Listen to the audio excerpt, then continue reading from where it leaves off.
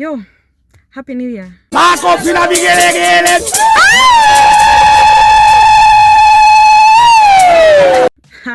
So today is 23rd of January 2025. And this is me back on your screens unapologetically and unashamed wishing you a Happy New Year. Like, I'm that shameless. 23 days later, yo, I need the level of audacity that I have in me. Anyway, so 2023, 2024, let me tell you. Those were kind of the years, by the way, for me. Because those were 2 years, my extremes were like real extremes. Like, my highs were extremely highs and my lows were extremely lows, that it even got me questioning my sanity. It got me questioning the purpose of life. Like, it got me questioning yani vitu nyingi sana. And I'm happy to report that right now I am 70% okay, like mentally, because my mental health was in the pits, I kid you not. While I was just trying to navigate and just, try to reevaluate and figure out, like, what is the meaning of life? What is the purpose of life? Like, what has life really got in store for us? Shock on me. I come across a story by David Ocean, and it was actually a true life story of some lady. And I call her the modern Job of today. Let me tell you, people are having it rough outside here. So the story, let me give you the story for context and for you to have a better understanding of what I'm trying to say. So there's this lady, married, and they have 3 children with a husband.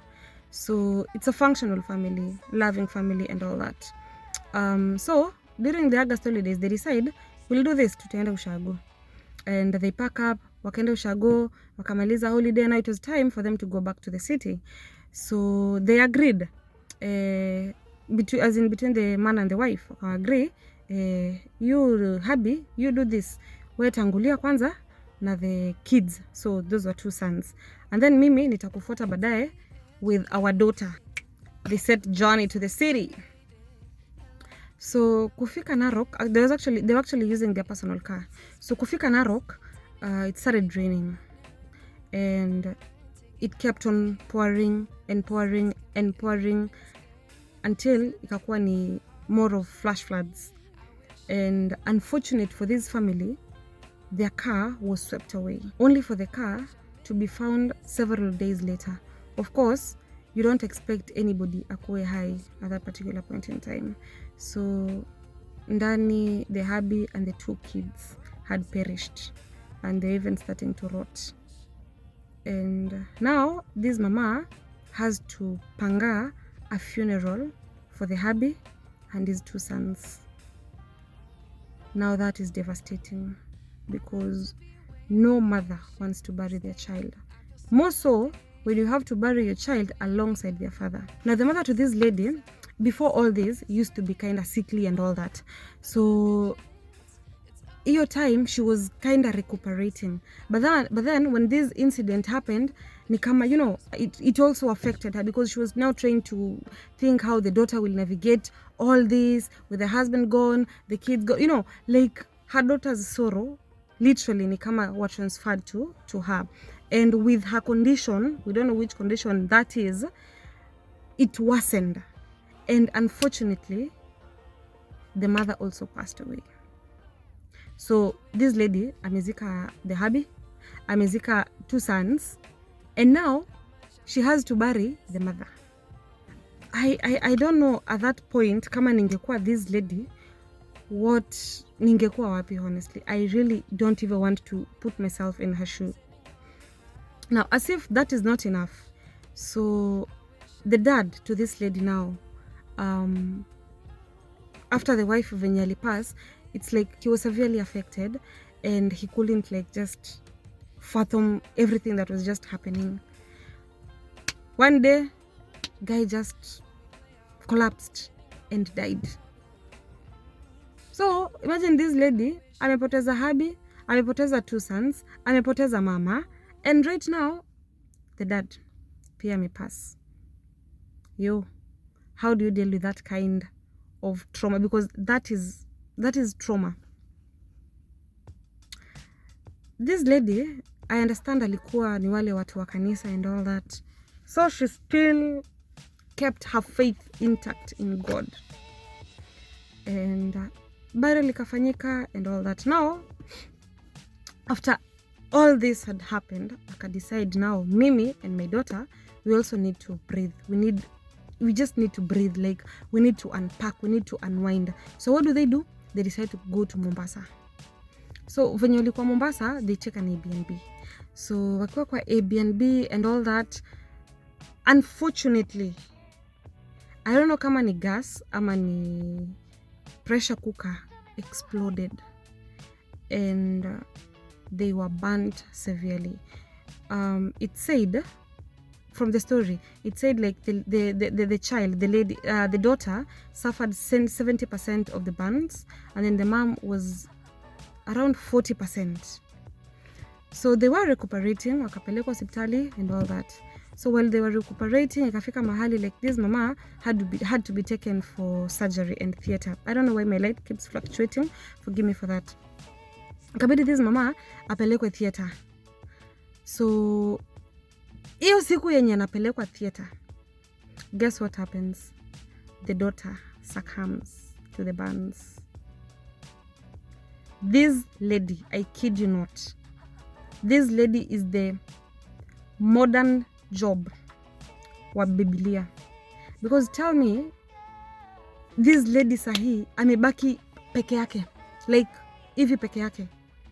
At least no, yake hata, I think yake hata ni worse, because Job alibaki na bibi, ama bibi yake pia alienda, I'm not quite sure, but the wife ndio alikuwa anamwambia curse God and see what happens.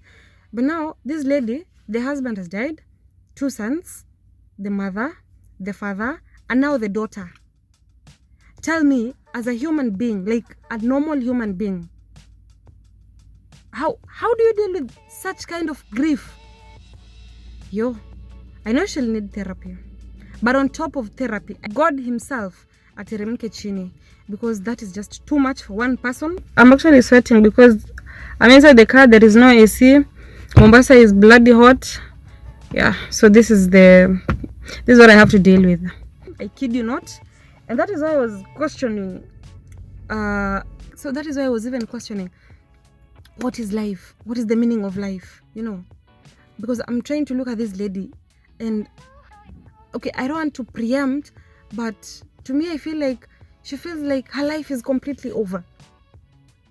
But then we cannot question God. So another story is also given of Matthew Nyamlori. God rest his soul in peace. This dude, poverty. I keep telling you, poverty is the enemy. Poverty made this guy redo his KCPE, that is Kenya Certificate of Primary Education, 9 freaking times, because the parents could not afford to further his studies in secondary school.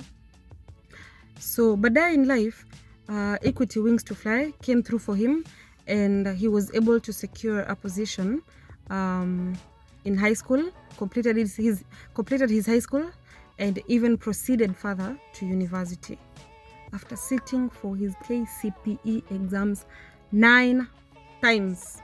He was a really bright chap, because from the records alikuwa na perform, he was a performer.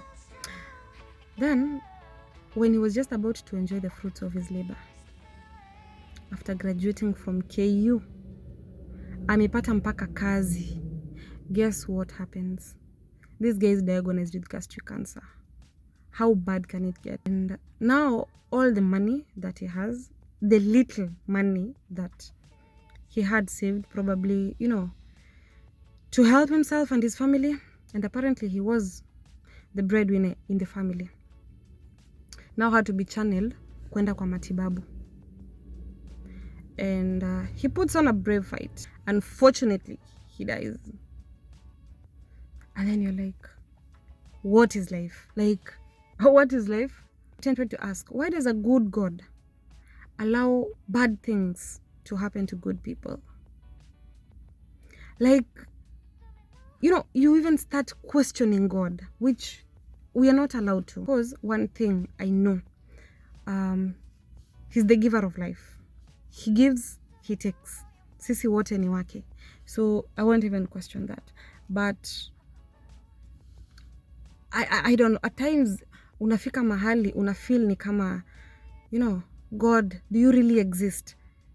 Do you really have me in the palm of your hands? You know, and I look at these two individuals, and then I look at myself and my problems, and then I'm like, God, if I'm not grateful enough, if I've not said thank you enough, please forgive me, because people are having it the most outside here. So anytime you feel like you're going through some sort of shit, remember, it is just not you. I'm not trying to thwart your feelings, or rather how ama your struggles or anything in life, but I'm just trying to tell you that people are having it rough outside here. And one thing I can assure you, and this is something that people normally take for granted, is the power of therapy. Me, 2023, 2024, I never thought in my life at some point I would have sessions with a therapist, because my mental health was literally in the gut. It was literally in the gutters. I tell you, it was a roller coaster for me, and I just had to navigate through it. Like, unajua uzuri ya hitting rock bottom, there is no other rock bottom to hit. You have to, yani liwe liwalo, you have to just spring up, yes, thank you, spring up. Hakuna option ingine, there is no shortcut. So I had to go for therapy, and therapy is underrated. Watu hawaelewi, like they don't understand how a situation can really affect you so much that you cannot even function. Personally, I've learned to be grateful, number one. I've learned the power of therapy. And moving forward, if I happen to relapse again, I'll still do what I know what to do best. I'll take a break. Like, I'll just pause, reflect on everything until my mental health is okay. That is when I'll come back. Because right now, there's so much that I've learned, and I know what to do, so that I don't find myself like, hata kama nitaingia kwa pit, I won't go, you know, I won't sink as deep as I was. Yeah. Once again, Happy New Year. Happy New Year.